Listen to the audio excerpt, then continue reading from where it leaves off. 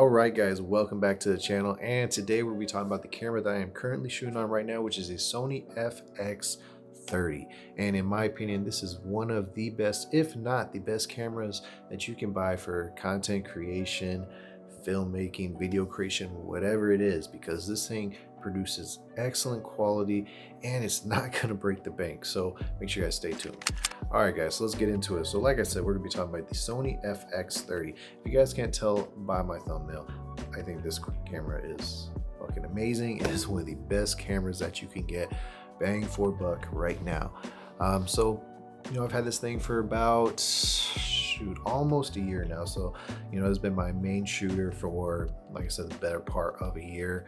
It handles everything that I throw at it.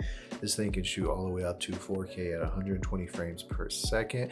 Granted, it does have an extra crop on top of the crop that's already there for the APS-C size sensor, but I really don't use that much. But if you are a 4K 120 person, you want to have that feature. It does have that in camera, which is very nice.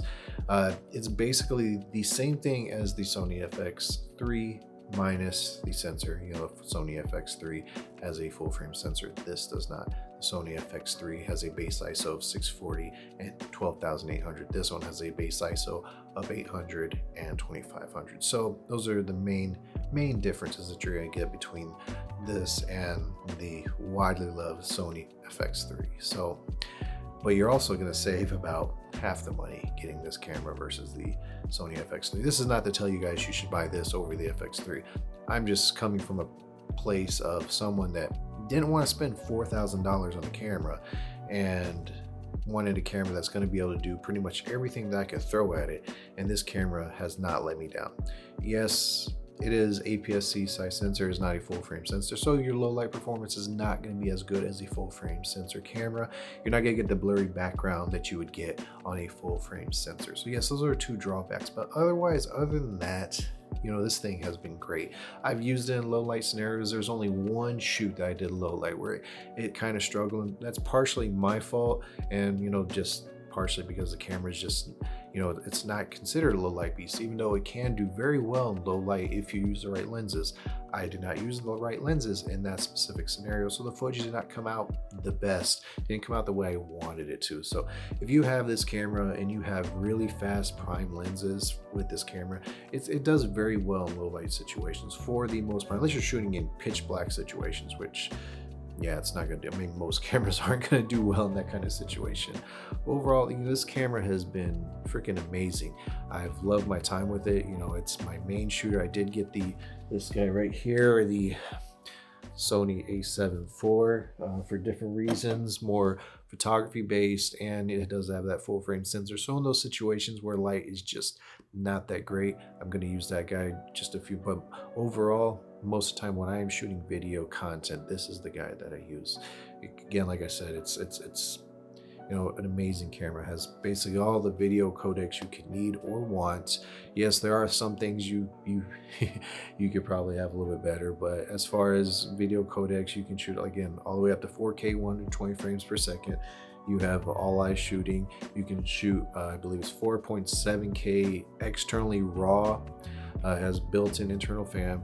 The build design has all the mounting points, so basically it has a built-in cage. So if you need to add different things, you don't necessarily have to buy a cage. I have a cage, but again, if you don't want to have to buy a cage, you just want to use it as is, you can just, you have all those you have 4 different mounting points on this body that you can mount different things on there if you like. So overall, this camera is just amazing. The autofocus is very sticky. It has not failed me, since I had it. The autofocus, is very sticky, very nice. Some will argue it's actually better in the FX3s. I don't know. Never used the FX3, so I can't really compare and contrast to see which one's better. But overall, the autofocus is great. One of the best things, and this is gonna be, I think I've heard a lot of people say this, but I didn't really know until I had it. This camera having all the record tally lights on it, the one right here, the one around the screen, the one back, I think there's like 1 or 2 back here, has saved me so many times during during, you know, professional shoots, just because, you know, I'll put it up on some sticks like it is now, set it to record, and I don't have to always walk right back to the camera to see if it's recording. And it's going to tell me if I am recording, because I've been there. I know probably some of you have been there when you go to record something and you thought you pressed record, and 10, 15, 20 minutes later you go back to check the camera and you haven't been recording this whole time. So I love that aspect of having all these tally lights letting you know, hey, camera's on, camera's recording. So again, that has saved me several different times, and it's just a very reassuring when you know, out on a professional shoot, you're going out, you're checking different things, and you can kind of just, you know, from down the way kind of look at the camera and see the lights on, like, okay, yeah, we're recording, we're good, we're solid. So yeah, I mean, it's a beast of a camera. And to me, I mean, yeah, you could probably, objectively the FX30 is a better camera, you know, just because you have that full frame sensor, you do have the better low light performance.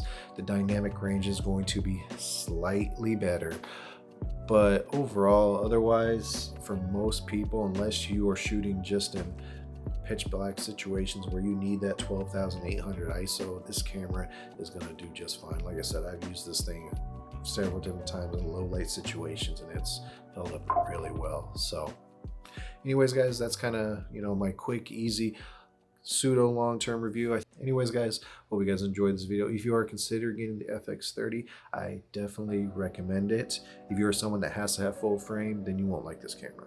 I'm just be plain simple with you. If you like say, you know what, I can't do it because it's not full frame, then you're not gonna like this camera, don't get it. But if you're someone that, you know, wants something that is going to be a beast in video, it's going to be able to do anything that you wanted to do video wise, right now it's on sale with Amazon at $15.98, so it's on sale. So you get this much camera, this basically the same thing as the FX3, just minus the sensor, for $1,600. Anyways, guys, I'm gonna wrap this video. Hope you guys enjoyed it. I'll see you guys next time I make a video. Have a good one.